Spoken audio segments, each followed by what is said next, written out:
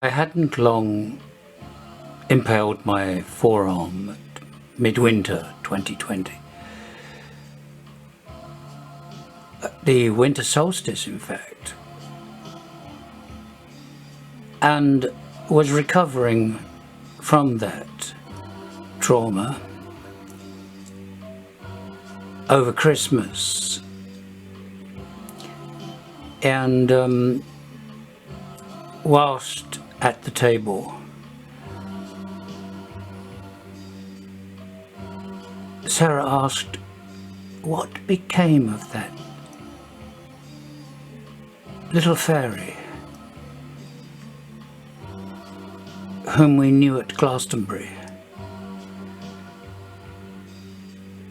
I wonder if she survived. She struggled to remember her name. I, of course, had never forgotten it. It was Genevieve Aurora. I was first to happen upon her in one of those little shops, of which there were many those days in Glastonbury, where she was sorting through vintage clothes, antique jewellery, knickknacks and so forth that appealed to her. And I thought to myself, who is this pretty little fairy who seems somehow separate from everyone else? And she was, of course. She had been living in Kensington. She was now living in Glastonbury. She would soon be living somewhere else. And we happened upon her 3 decades or more, slightly more in fact, ago, and saw her several times in Glastonbury and spoke to her. It was an enjoyable experience. She sang and danced professionally, and involuntarily levitated, and much else beside that made her a mystical, albeit damaged, fairy of Celtic origin, needless to say, not unlike my wife in many ways. Though my wife is certainly not damaged. This delicate creature was, and it became more apparent the longer we knew her.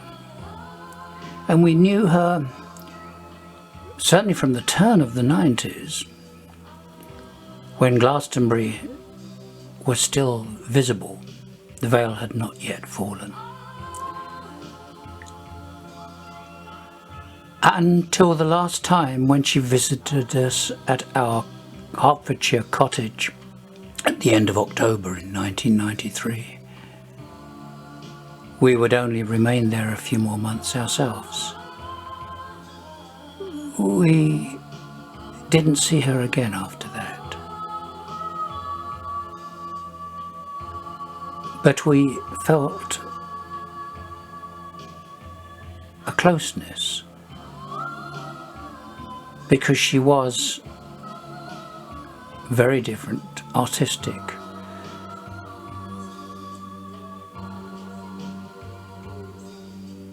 And we felt protective toward her once she told us her story, which she did in full on that last occasion. Anyhow, Here she is, singing.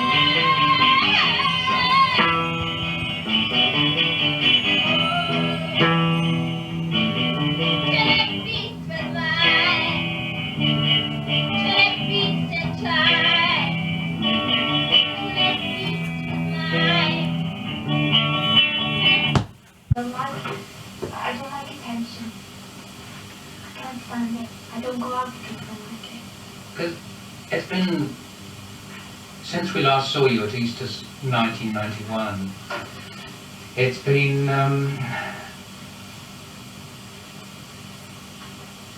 it's been over 2.5 years.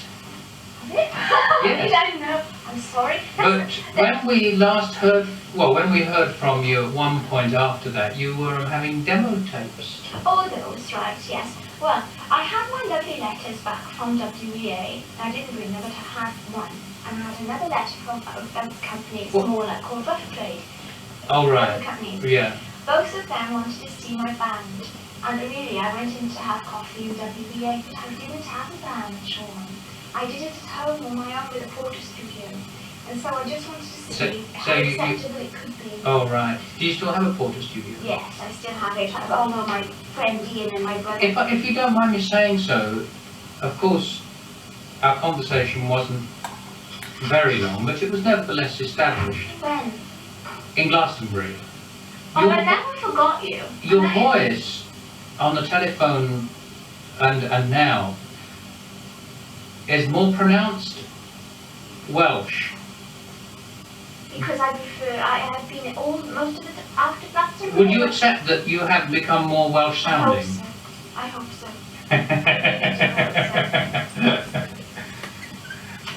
I really do hope so. Oh, well, that's good. We're all Celts, because Sarah is predominantly Welsh, as we say. And I'm a Celt, needless to say, with direct lines of descent from James I and others besides.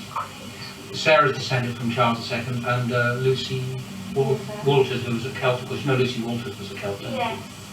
And is it Walter? Walter. Oh, right. And so we're all Celts in this. That's beautiful. Yeah. No, I'm in Wales quite a lot, as I said to Sarah. If I hadn't come to you tonight, I would have gone with my brother down to Wales because my friends are in Wales.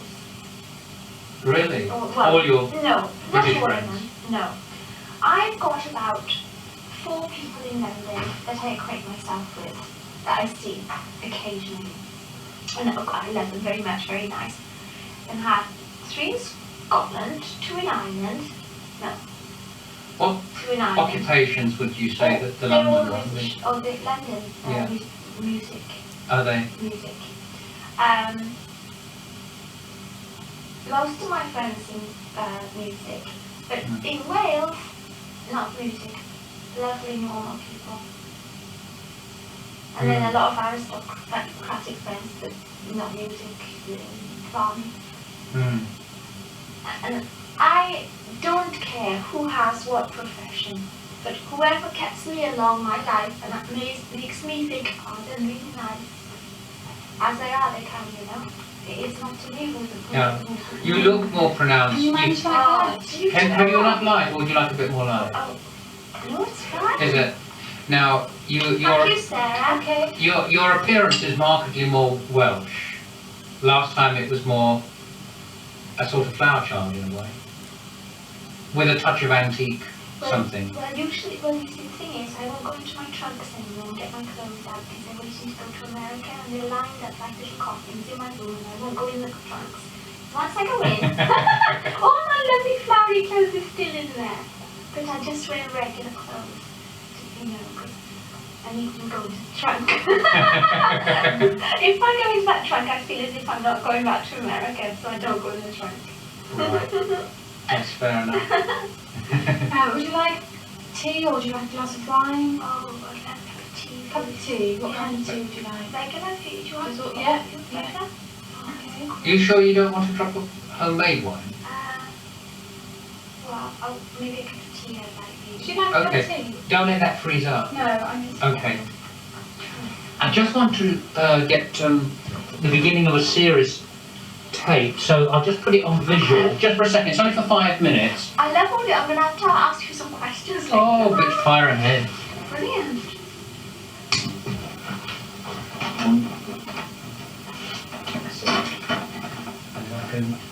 What's Because your video then? the Scarlet and the Black. What's that? It's the Stendhal. I don't know what sort of interpretation it is. It's the Stendhal story. It's I don't think it's 18th century. It might be early 19th. Don't have any pictures. It's a lovely suit, Sarah. Thank you. Sort of Very nice. historical. Romance. Yes, I would suspect so. No, I never forgot you. I always wanted to call, and I just never did. And I'll tell you the real reason. Maybe I want so much to know. I want to ask you what you want to know. I want to, how can I say, you know these vampire hunter things?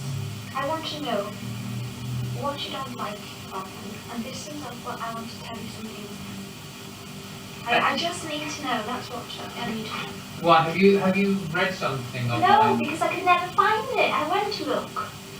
Where did you look? I went into Dylan's in Kensington. Oh, you'd have to order it from Dylan's. They do a lot. They sell a lot of my books. So, But then, I know that you wrote Lady Caroline Lamb, and that's beautiful. oh, you've read that? No, but I know the story. It's beautiful.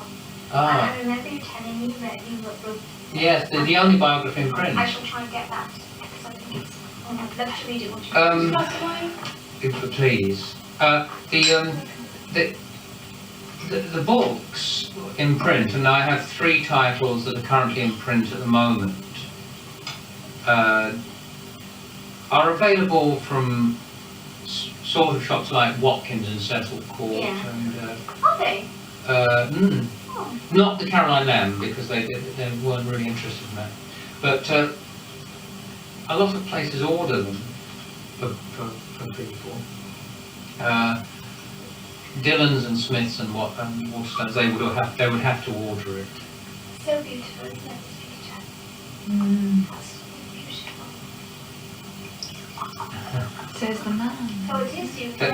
Yes, and that's my shield from my coat of arms. My coat of arms actually appears on those two books, the Gothic. What have you got there in the coat of arms? From here I can't see. You've got 3 bats. You've got the moon. You've got the lotus. No, it's a rose. Wild rose. Got the rose. Wild rose. Oh, But, wow, I've kept that. Yeah, I'm just trying to see if I can lay my hand on you. Oh, that was Did you say milk? Thank you. I want It's absolutely beautiful.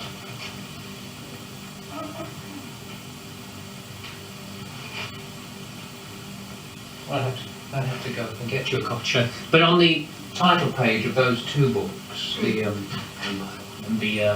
Caroline Lamb biography, on the title page is my coat of arms, and you can see all of it. The horses, the mermaid looking in the mirror, which is the crest. The horses are the sinister and Dexter. Yes. The only thing which isn't on is the motto. It's just blank on the scroll because it would have been reduced too small. But the visuals might interest you because of it is an unusual coat of arms. My family come from Eastern Europe. Do they? Yeah. My grandmother. My mother, my grandmother. Where particularly? Well, my grandmother comes from Switzerland, and my grandfather came from, where now St. Petersburg, which is Poland, in fact. Yeah. In the Bolshevik Revolution, they came from Wales. So here they are now. The house was requisitioned. They came. So they originated where? Well, they met in Switzerland. Before that, where was their, shall we say, tribal origins? Well, I don't know last. But Switzerland and So you're quintessentially European, I think I am. with a dash of Red India. Yes, my father. Yeah. What do you know? Which tribe? No, Oh. I never. I don't speak to him. He hates me, so I don't talk to him. Who's this? Your father? Mm. So what's the farmer, isn't it? I remember he went to the Lord's once and got holy water for my head. Did he? Oh yeah. There's much about leaving now. But that's why I kept away. But why would you keep away? Obviously you didn't know very much about us. No, I didn't, because I'm never around and I never can, I think, at this time when I met you last, it was a very bad time for me. Well, I picked all that I up. couldn't believe it. I quickly bought a house to get away from my family. I couldn't bear the people calling me all the time, strangers. What do you mean calling you? Knocking on my door. I don't mean, I know that I remember it. All I remember was when I was living in Glastonbury that I moved this place so I could become even more reclusive. So that I could escape. Not from anything. From people bothering me at this time. Not friends, but other people. And I remember feeling very, very vulnerable. Yes, there, because I don't like touristy places. And I thought it was awful the way people were making so much money out of such lovely things. That's exactly the same observation that we came to. I was ashamed. I felt like, when I was walking down the road, it was sacrilegious. Yes, it was. Totally. I mean, I almost had words with the Abbey, daring to charge people to have to, and to charge them so much, £2 per person. Sean, on that principle, I haven't been in the Abbey. And not because it was £2, but it to pay. One of my people wanted to, he'd met someone in Glastonbury and they wanted to do a very simple rite on the site of the old Wattle Church. And the people in the Abbey, presumably in the Abbey shop, said, we don't want to do anything to disrupt the tourists. Yes, that's all they care about. That's why I moved out. And we abandoned all plans to have. We were hoping to have some sort of chapel there, you see, of some sort, or a retreat even. And we abandoned it because we decided that the only thing you weren't charged for in Glastonbury was to ascend the tour, and even that, I think, one day will have a toll. I do believe it. I do, definitely, yes. But everything, the well, I never went everything. to the well because you have to pay. Not that I'm against it. No, but it's outrageous. Yes, that, the principle of the matter. yes. We came to the same conclusion, and we decided that they had profaned the place with their commercialism and materialism. Yes, the energy for me in that place, I'm, contemplating, because I like the countryside. I don't like London, it's too busy for me. I am even contemplating getting somewhere again, but not telling anyone. Getting somewhere where? In the country again, but not telling anybody, because this is what happened to me when I was there. Nothing bad or anything, just in the mind really. I went there for solitude, kept somewhere that I could go, empty the house of everything that was there from the previous owners, astral or whatever. But people kept bothering me, knocking all of a sudden. I don't know why this is, I don't know what interest they have. I don't know why, or you These are strangers. Yeah, people are all... Who've seen you, realise you're on your own. Yes, want to bother me, and I must think I'm lonely or something, and I'm not far from that. Anyway, in the night, first of all, I was greatly aware of the difference between wealth and poverty there. Yeah. It's so diverse. It's difficult when you look sort of like a street kid, and yet you don't live in a caravan. Do you know what I mean? Yeah. And I used to go into my house and they'd say to me, where do you live? And I happened to mention being up there, but I never would say I owned it. Because I didn't want them to think that I had any money or anything like that. Not because I'm too ashamed of it, but because I rather not say it. Because if they live in a different way, who am I to say that? Do you know what I mean? I know what you mean. That was a big difference for me for a start. And I found people a bit intrusive. And then like people wandering in the middle of the night, I think they were going to Shambhala or something like that, around the corner. And Mum would knock on the door and they'd ask for something to eat, So one time I'd say, okay, I make you some egg and toast or whatever. And then they'd go. But half past they came, oh my God, I could be inviting anybody, a moocher, or something. I don't know. And just because it's Glastonbury, I thought, well, I don't let them in, didn't I? Things like that. It came to a point when I was locking the doors from the inside of the house, all through, and I used to take the ladder upstairs and never slept in the rooms, always in the attic. Really? Oh yes, I took my ladder up into the attic with my phone and everything because I couldn't bear the people. I used to think I was going to get burgled in the night. One night, I hate cats. One night, I don't hate your cat or anything. I had a cat of my own called Phaedra. She was lovely. Called Phaedra? Phaedra. P-H-A-E? Yeah. So generally prefer dogs. One night, a whole load of cats came into the house through a little, the little cat flat, which I thought I'd not closed down. I think there's about 8 of them came in. They used to live. I was petrified. Horrible. It was really like all I could hear was I was upstairs in the attic noises, So I moved out of there very quickly. But I am sorry that I had to move out because there are people. You used the term, when we saw you, you used the term oppressive atmosphere. The energy in the place wasn't good, I didn't think. Something came to Glastonbury and took root. People, yeah. Something. You mean, I don't know, but a lot of people we found were there for the wrong reasons. Yes, definitely. I couldn't. Well, I wasn't creative when I was there, that's all I knew, and I thought I would be. One of our people was looking for something for himself there, and he's a bit of a recluse actually as well, and he was looking there for something much the same reason as you. And he met this chap with a big bushy beard, an Irishman, and he said, how many years? I've been here 8 years and I still haven't finished what he said. That was after years. Yes, Oh, no. yes. He met this chap, and they went to Ireland together actually, and of course, you know, you can't tell, you can tell each other lots of stories. I didn't. And he said, I know this chap Sean, who actually warned me about Glastonbury. And the Irishman Yes, said, right. to me, yes, and the Irishman said to my colleague, he's a wise man. I've been living at Glastonbury for 8 years and still not managed to escape. Every house in that that I lived in couldn't get sold. I prayed. I want truth from my soul.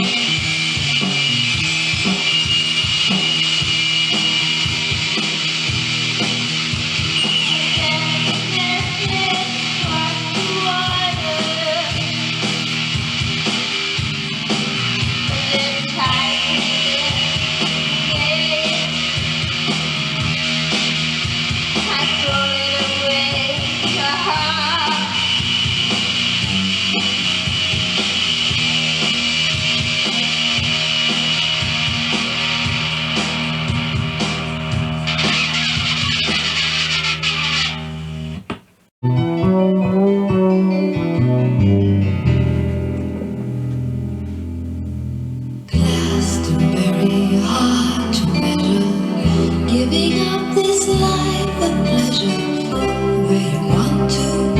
I could never tie you down. Meet me now down by the river. Make me laugh and make me shiver. Glaston, merry weather. It's warm this time of year.